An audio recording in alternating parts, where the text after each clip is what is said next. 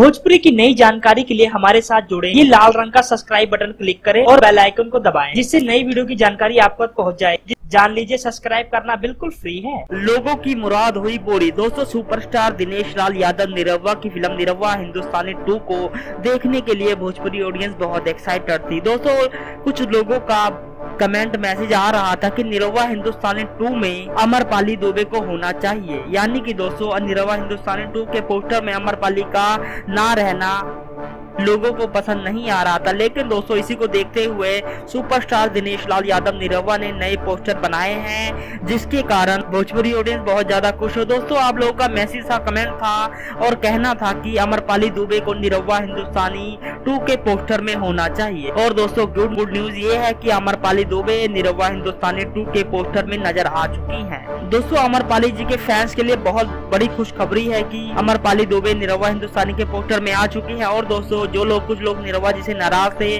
उनका कहना था अमरपाली दुबे जी को पोस्टर में नहीं होगा तो हमें प्रॉब्लम हो सकती है। तो दोस्तों, ये सब हो गया खत्म और अब नाराजगी हो गई खत्म। और दोस्तों, दिनेश लाल यादव निरहुआ की सबसे बड़ी फिल्म में अमरपाली जी नजर आ चुकी हैं। धन्यवाद।